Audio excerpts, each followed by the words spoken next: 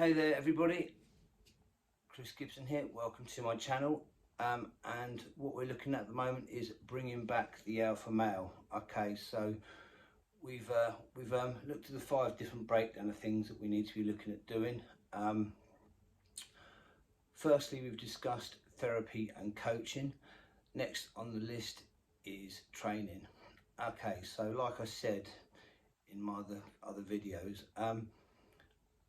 other people just tell you what they think you need to do. I'm going to give you a little bit of guidance on it. Evidently, if you go down a gym, get advice from a fitness instructor or have a personal trainer, then that's going to be better for you. Alternatively, you can contact me and I can take you through some bits and pieces, not a problem at all.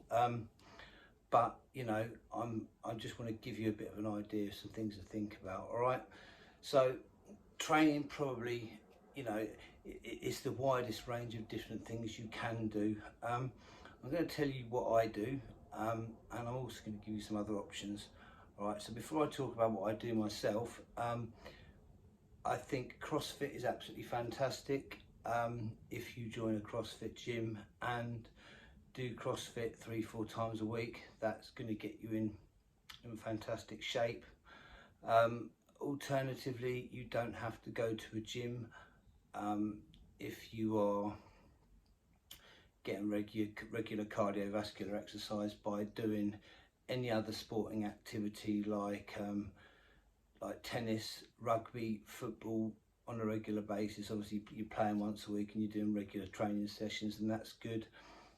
In coincidence with that, I think you should do some form of resistance training, basically because the extra muscle mass, not so much size, but just toned muscle mass makes you feel better about yourself and gives you that confidence.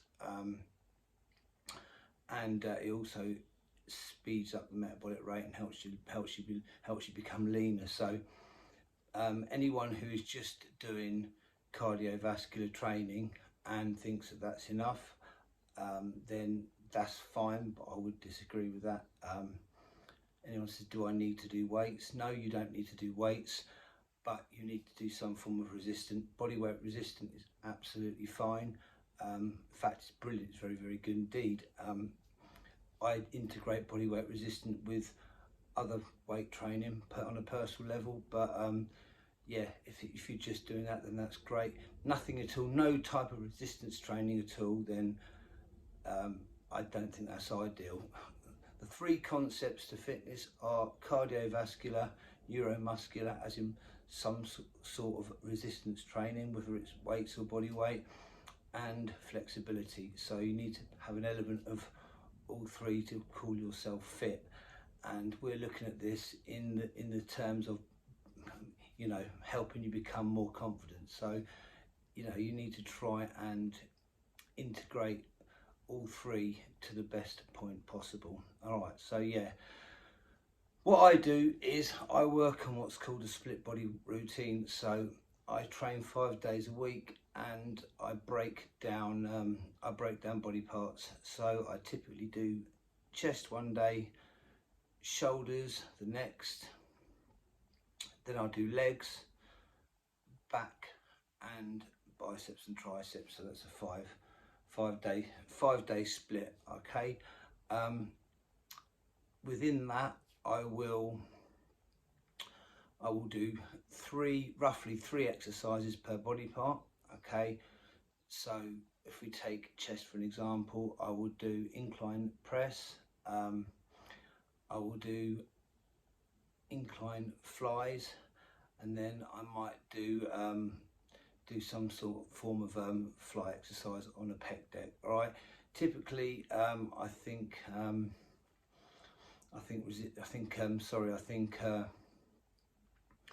free weights are the best way of training possible. Okay, with an integration of machines. If you only have free weights available, then that is absolutely no problem at all. Do not think you have to be a member of a gym to train. Okay, you don't whatsoever. Having a selection of weights and a bench and training in the garage is absolutely fine. Typically it can save a lot of time. I'm a big fan in home training. Actually, the lockdown taught me that. I always liked the different breakdown environmentally of going down a gym. That helped me a lot. However, if you have a very busy schedule, then to have weights in a spare room, or in a garage, or even in the corner of the lounge is absolutely fantastic. It's probably not fantastic decoration for the other half, but yeah, regarding your physical exercise, I think it's brilliant actually. But basically, because you avoid that sort of the time that it takes to get to a gym and get back from a gym. You know, typically when I was running a lot of corporate courses before the lockdown, I lacked time and I didn't have any equipment at home. Lockdown came and I had to get some home gym equipment, and I was actually surprised the amount you can actually get done at home if you have to. So now I'm a bit more of a fan of it, to be honest with you, because if you are limited in time, then it's fantastic. Now I have some weights at home, and I have a punch bag, or a bob as I affectionately called. I have that in a very small spare room, and I do not know what I ever did without it, and I incorporate that into my training regularly. So yeah, basically I do a split body routine. Okay, like I said, chest one day, shoulders the next, back one day, then shoulders, legs, then biceps and triceps. 3 exercises on each body part, and I roughly work. I tend to change rep ranges around quite a lot, but I tend to work on the basis of six reps and 4 sets. Okay, the reason I do that is because I like the 6 is quite nearing the strength range. Okay, but what I do is I do that very intensively. So I do 6 reps. I have 2 to 4 seconds break in between, and I work with a moderate weight, so that the last set I'm completely going to failure. Okay, so I did lots of my heavyweight training in my late teens and early 20s.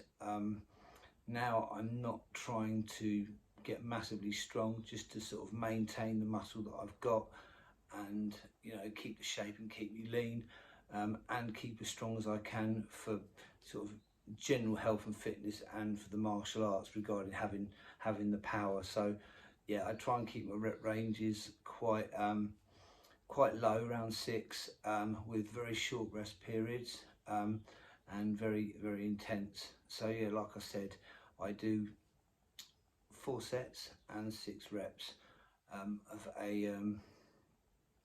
one exercise. Then I'll move to the next one. So typically one body part will basically be 3 different exercises. Then I move on. Okay, after I've done my weight training, I will typically go into the martial arts, or the bag room, whatever you want to call it, and I will work on my kicking. Okay, now I only can talk about personal protection in the next video, but I basically probably do about 20 minutes to half an hour on one particular kick. So there's 4 kicks that I use. I use a front kick, I use a round kick, I use a side kick, and I use a spinning back kick. The reason I only use 4 kicks is because for personal protection purposes, they're the ones that are useful to me. I'm now getting older. I don't want a big repertoire of loads of different kicks. I spent the days doing axe kicks and hook kicks and different things like that, and practicing them.